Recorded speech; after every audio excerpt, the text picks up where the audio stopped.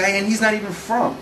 He's not even from, and he doesn't daven at their shul. So they turned up giving the thing to me, and at least asking me if I wanted to do it, and I'm a frummy, and they all know me, and I've been to their shul, right? And I'm the big rabbi comic, and they just went to some like Joe Blow, you know, cookie cutter Jew comic, who doesn't even daven there, he's not from. I was like, what the hell is this? This is the ultimate pachinpanim, you know what that means? Slap in the face? It's a slap in the face, you know? It was the ultimate slap in the face. This was the ultimate fuck you to me, right? So I said, you know what? Fuck you to me. Fuck me. Fine. I won't go there anymore. You know? No, seriously. If you guys are going to fuck me over, then that's it. You don't exist anymore. I have nothing to do with you. Why is that funny? It's hilarious. It's like taking it so personal. It's like, because they didn't select you or ask you. They didn't even ask me. What a chutzpah. How could you... It's like this, lady. Lady, let me put it like this. It's like this, right? I run a shul, right? I run a shul, right? And there's like 10 of us in the shul, let's say, right? And 10 guys who you know, you hang out with all the time, right? Yeah. And we're going to have like our big dinner, right? Yeah. And we want someone to come in and give us Alexander training, right? Yeah. So, let's pick up the phone book and look for Alexander training. We found like some guy who does Alexander. Okay, we'll bring him in. And it's like, you know, Rodolfo Santa Maria, you know, and we're bringing him in, and then like we'll say, oh, lady, we're having a dinner. You want to come? And you're like, we're having like a special. You're gonna like it because we're doing an Alexander training there, and it's like, like, what the fuck? So you're going to take that personally. It's like the ultimate. It's like, how can you get away? There's no excuses here. There's no excuses because. There's no excuses, there's nothing they can answer with because every single one of those people should be ashamed of themselves. They know that I'm a comedian, so it's the ultimate of you don't fit us because you're not funny, we don't like you, or you're offensive or whatever. But it was the message was you're not welcome here, to, you know, we don't want you, go fuck yourself. So I said fine, I'll go fuck myself, right? So I, you know, all those people who I was friends with or whatever, I deleted them all and I blocked them. I have nothing to do with them. They can all go screw themselves. I have nothing to do with it. I'm like done with the Happy Minion. I mean, I'm done. The only one of them who I'm still friendly with, who I'm still friends with from that, you know, that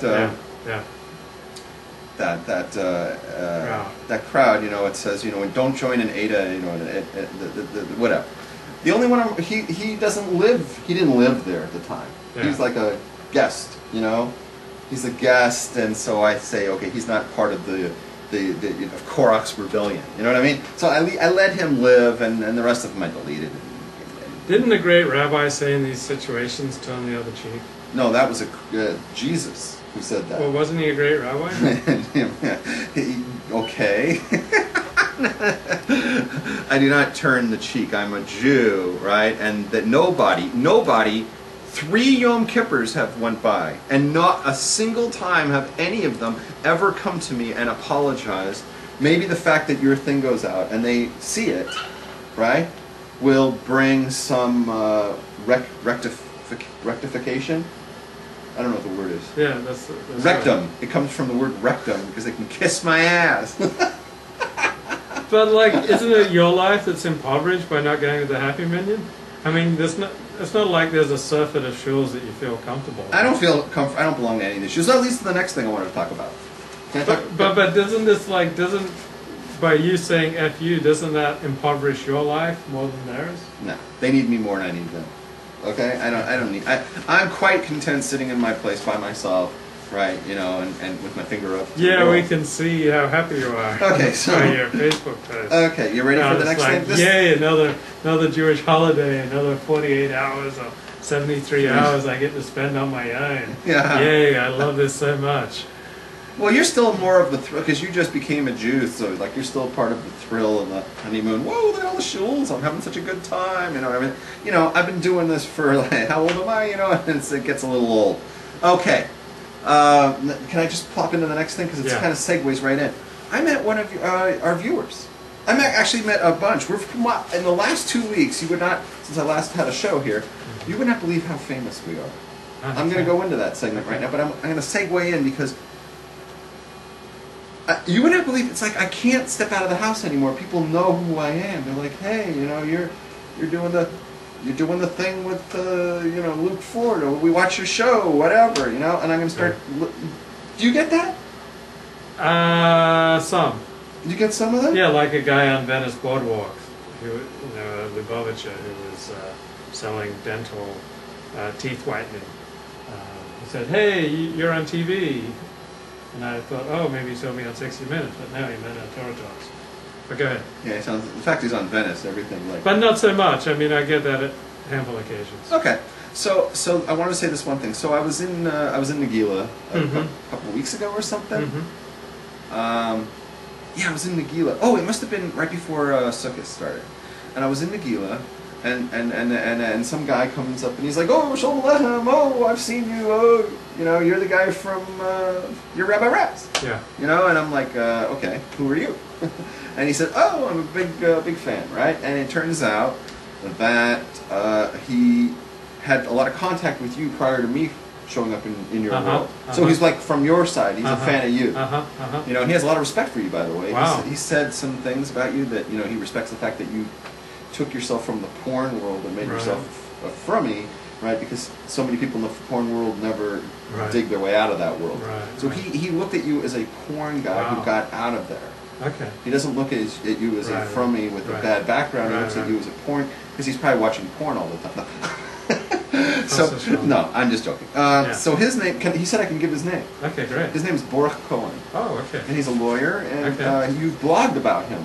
Okay. Because he's been involved in some cases or something that have affected the Jewish community here in town or whatever. You put him in the blog, and he has a lot of respect for you. Wow. On that too, because he respects your blog. Wow. Yeah, he's a fan of yours completely. He had what to say to me, which was very interesting, because I sat down and had lunch with him. Oh wow. Yeah, he's a very nice guy. Yeah. He said to me, and this is why it's a segue. "Oh, nice throw. That's the first time that this guy ever threw a guy out. This Napoli, this wanker, used to be on the Angels for years. Yeah. He cannot throw anybody out to save his life. I believe we've seen history. This is the first guy he ever threw out that wasn't on a pitch. And by a mile. Yeah. Oh, that by a mile. That guy, we got to see the replay on this guy, because maybe he didn't get a good jump. Because Napoli is just god awful behind the plate. Look at that! Wow. Hung to dry. Okay, now they're going to walk a guy. All right, so what am I saying? So you're saying you sat down and had lunch with Baruch Cohen? Yeah, Baruch Cohen. So he said to me, right, because he understands I don't go to the shul. Yeah. And he pointed me to a gra, which I posted and I've talked about on my own shows, that there's a gra, the Vilna Gaon, who wrote a letter to his family. And in the letter, he says that solitude is good, and you should not spend a lot of time in shul, because when you go to shul, you end up hearing a lot of people just yakety yak, and they say a lot of lashon hora. Right. And the Talmud tells us, and the Gemara tells us in Shabbos that even just listening to people say lashon hora, it's an avera. You're not allowed to listen to lashon hora, and it does damage, and you get punished for it, right? Right. So it's better not to pray at all than to listen to these yak bags. If you're going to go to shul on Yom Tov and Shabbos, when people are like the dafka show up because they want to yak with each other, then it's better not to daven at all. Daven at home, right? So he was like, okay, so he made me aware of this gra, and ever since I saw this gra, I'm like, that's it, I'm never going to go to shul again, I'm done, right? Because if anybody says to me the famous vort, where do you daven? I'm going to go, I daven at home. And like, oh, Rabbi, why are you daven at home? And I go, because the gra recommends doing that rather than sitting in shul listening to you with your stupid invasive questions like, where do you daven? Asshole. Delete, blocked. Okay, so there's that. So I met this guy, and that's why it ties into the thing before, because you were like, talking about like Sukkot and some story, like, where do you go to daven? Like, I don't, right? But I don't feel guilty about it. I don't guilt anymore. This is who I am. I'm the kind of a guy that's like, I'm a hermit. I'm the Howard Hughes type. I'm never going to go to shul. That's not going to happen. You either deal with me as I am, or that's it. You can't accept me, and then, get the fuck out of my life. I'll block you and delete you. Okay, so there's that. So I met Baruch Cohen, and he seems like a good guy.